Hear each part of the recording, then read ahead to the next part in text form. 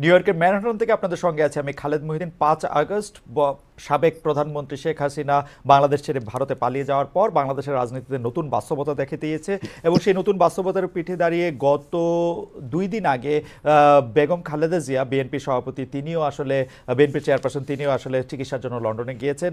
এই পরিস্থিতিতে বাংলাদেশের রাজনৈতিক মেরুকরণ যারা ক্ষমতায় আছেন, যাদের অন্তর্বর্তীকালীন সরকার, তাদের সম্ভাবনা এবং ভবিষ্যৎ নিয়ে কথা বলার জন্য আজ আমাদের সঙ্গে রয়েছেন বিকল্পধারা বাংলাদেশের মুখপাত্র জনাব মাহিবী চৌধুরী। জনাব মাহিবী চৌধুরী, আপনাকে আমাদের অনুষ্ঠানে স্বাগত জানাই। আপনি আমাদেরকে সময় দিয়েছেন, সেজন্য আমাদেরকে আমাদের শুভেচ্ছা এবং কৃতজ্ঞতা জানবেন। এবং আমাদের সঙ্গে রয়েছেন জাতীয় পার্টি বিজেপির চেয়ারম্যান, তরুণদের মধ্যে তুমুল জনপ্রিয় এবং আমার বান্ধব বন্ধু ব্যারিস্টার আবদুল রহমান পার্থ। ব্যারিস্টার পার্থ, আপনি আমাদের অনুষ্ঠানে আমাদের সাথে যুক্ত হয়েছেন, সেজন্য আপনি আমাদের কৃতজ্ঞতা এবং শুভেচ্ছা জানবেন।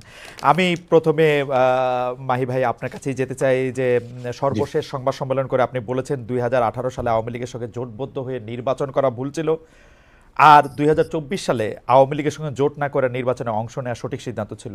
কিন্তু আমরা সেটাই দুটিকেই দেখতে চাই যে, বা কেউ কেউ এটিকে দেখতে চায় যে মাহি ভাই এটা হচ্ছে আপনার সুবিধাবাদী একটা অবস্থান। আপনি 2018 সালে এক ধরনের সুবিধাবাদ নিয়ে আসলে নির্বাচনে গিয়েছিলেন, 2024 সালে আপনার সাথে বনিবনা হয়নি বলে আপনি সেই নির্বাচনে যান নাই। কিন্তু বাংলাদেশের রাজনীতিতে শেখ হাসিনা গত 15 বছর যে দুঃশাসন, যে অপকর্ম চালিয়েছেন, তাকে শক্তিশালী করতে তার পাশে থাকতে আপনার একটা সক্রিয় অবস্থান ছিল।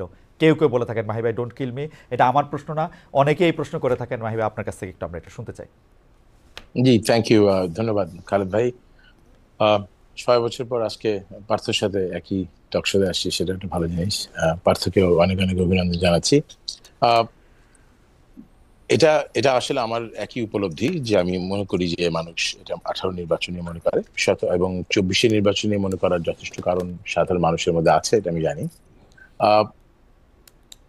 মানে এই সরকারকে সক্রিয়ভাবে সমর্থন করার মতো কোনো উদ্যোগ আসলে আমাকে তো কেউ দেখে নাই। দেখলে বললে অনেক কিছু আমি শুনি, বলে যে এমনও আমার কাছে উঠতেছে আপনি গত 16 বছর ধরে 17 বছর ধরে সরকারকে সহযোগিতা করে গিয়েছেন, এগুলো এখন অনেকে বলে। কারণ শেষ যেই ঘটনাটা ঘটে, শেষে যেই মানুষ যে সিদ্ধান্তগুলি নেয় সেগুলিকে আসলে মানুষ মনে রাখে। তো 18 নির্বাচনে যাওয়ার ব্যাপারে আমি বলিনি, তবে আওয়ামী লীগের সাথে জোটবদ্ধ নির্বাচনে যাওয়াটা আমার নিজের দলের আদর্শের সাথে এক ধরনের সমঝোতা করে দিয়ে আমি নির্বাচনে গিয়েছি। সেটা একটা স্বার্থপরের মতো কাজ আমাদের ছিল, সেটাকে আমরা স্বীকার করেছি। এবং স্বার্থটা ছিল যে আমাদের নিজের অস্তিত্ব রক্ষার প্রশ্ন ছিল, অনেকগুলি বিষয় ছিল, যেগুলো আমরা রাজনীতিতে আসলে অস্তিত্বের ভয় পেয়ে রাজনীতিক নেতৃত্ব দেওয়া উচিত না, সেখানে আমাদের অবশ্যই একটা গ্রস মিস্টেক হয়েছে এবং সেটা আমি স্বীকার করেছি। আর 24 নির্বাচনটা একটু ব্যতিক্রম ধর্মী ছিল। 24 নির্বাচনে আওয়ামী লীগের সাথে আমার কোনো ধরনের বোঝাপড়া হয়নি, এটা মনে করার কি কারণ আছে আমি আসলে বলতে পারবো না। কারণ 24 নির্বাচনে 2-3-4 বছর আগে থেকে কিন্তু আওয়ামী লীগের সাথে আমাদের কোনো বোঝাপড়া ছিল না। 18 নির্বাচনের পর আমার কোনো আনুষ্ঠানিক অনানুষ্ঠানিক কোনো বৈঠক আওয়ামী লীগের সাথে সেভাবে আমাদের হয়নি। যেখানে কোনো ধরনের বোঝাপড়াই যেখানে ছিল না, সেখানে নির্বাচনে যাওয়ার সম্ভাবনা আসলে প্রথম থেকেই জানতাম যে পরবর্তী নির্বাচন এখানে আমরা করছি না, এই সিদ্ধান্ত আমাদের মধ্যে মোটামুটিভাবে ছিল। আমাদের নির্বাচনে অংশগ্রহণ করার মূল কারণ ছিল আওয়ামী লীগ সরকারের সময় বিরোধী দলগুলোর জন্য রাজনীতি করাটা খুব কঠিন ছিল এবং আমাদের দল তো খুব বড় দল না, তো ছোট দল। সেখানে 24 নির্বাচনের অংশগ্রহণ না করতে পারলে আমরা আমাদের রাজনৈতিক অবস্থান ব্যাখ্যা করতে পারবো না, এরকম একটা ধারণা আমাদের ছিল।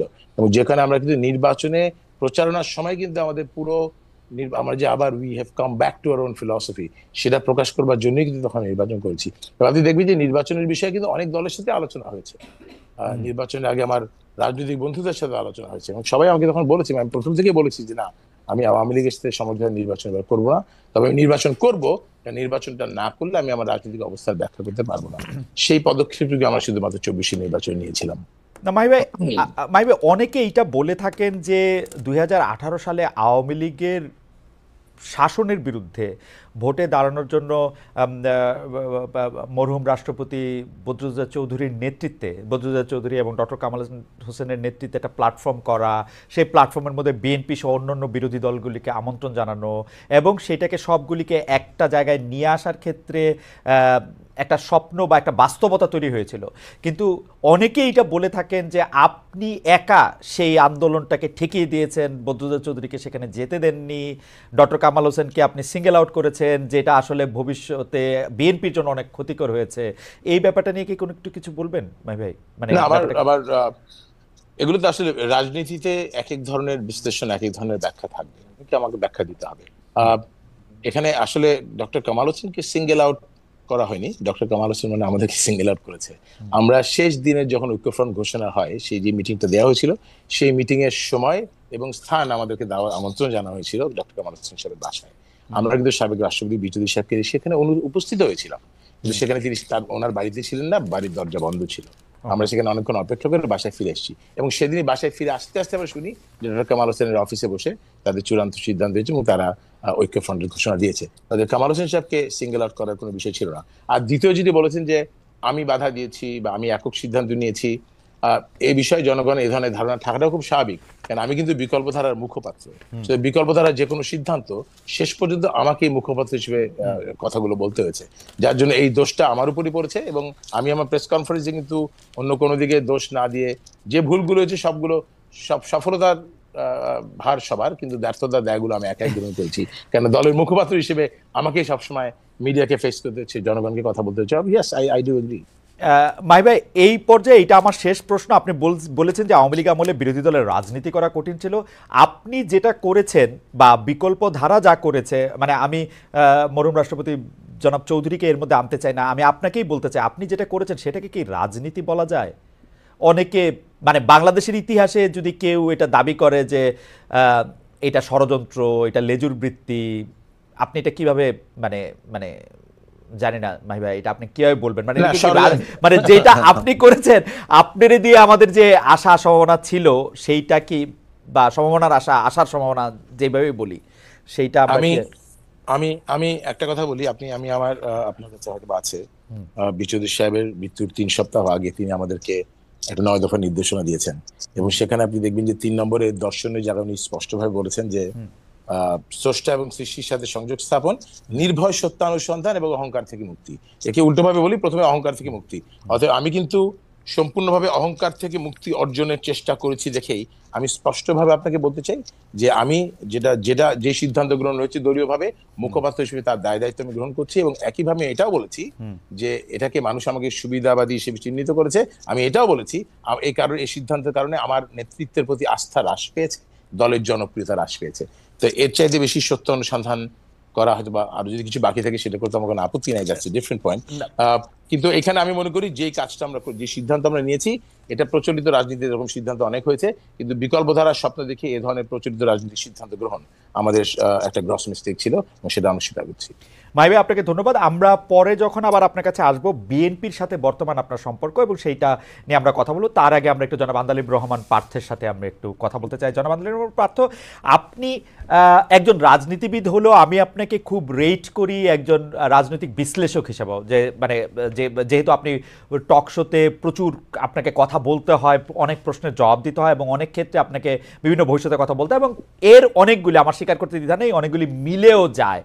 আমি এই জন্য আপনাকে একটু একটু একটু ফরওয়ার্ড লুকিং প্রশ্ন করতে চাই যে গত কয়েক বছর ধরে জনাব তারেক রহমানই আসলে বিএনপির হাল ধরে আছেন। বেগম খালেদা জিয়া চিকিৎসার জন্য লন্ডন গেলেন, শেখ হাসিনা জনরোষে বাংলাদেশ থেকে বিতাড়িত। রাজনীতির এই পরিবর্তনটা আপনি আসলে কিভাবে দেখছেন? নতুন নেতৃত্বে নতুন রাজনীতির সূচনা কি হতে চলেছে? বিশেষ করে 90-এর পর যদি আমরা আওয়ামী লীগ ও বিএনপির শাসনকাল যদি বিশ্লেষণ করি, সরকারে বা ক্ষমতায় এলে, মানে এটা একটা, এই প্রশ্ন বারবার হচ্ছে যে তারা যে গণতান্ত্রিক থাকবেন, কর্তৃত্ববাদী হবেন না, সেরকম কি মনে হচ্ছে? মানে এই নেতৃত্বে যারা আছেন, এটা তো অবশ্যই ঠিক, জনাব তারেক রহমানই আসলে 20-22 বছর ধরে অন্ততপক্ষে দলের ডেপুটির হালটি ধরে আছেন, কিন্তু মানে এই নেতৃত্বের ক্ষেত্রে কি কোনো পরিবর্তন আসছে? ব্যক্তি মানুষ না, আদর্শের, দৃষ্টিভঙ্গির, আপনি কিভাবে দেখছেন? একটু। আপনাকে ধন্যবাদ খালেদ, আপনি তো অনেক ওয়াইড একটা প্রশ্ন করেছেন আমাকে। আমি একটু ব্যাকগ্রাউন্ডে যাব। দেখুন, আপনি সমষ্টিগতভাবে যদি বাংলাদেশের রাজনীতির অবস্থা দেখেন, গত 17 বছরে যে একটা ভীতির সংস্কার, ভীতির একটা সংস্কৃতি আমাদের রাজনীতিতে ছিল, যার কারণে 17 বছর কিংবা 20 বছরে ভালো মানুষগুলি রাজনীতি থেকে দূরে সরে যায়। এই কারণে অফকোর্স একটা ভ্যাকুয়াম সৃষ্টি হয় রাজনীতিতে, কারণ 17 বছর আপনি জানেন যে কোনো রাজনীতি করতে গেলেই একটা গুম খুনের একটা ধারণা ছিল, বা মানুষ রাজনীতিবিদদের উপরে কেন জানি এমন, মানে কেন জানি বলবো না, মানুষের যথেষ্ট রিজন ছিল রাজনীতিবিদদের থেকে দূরে সরে যাওয়া, এবং বলে না যে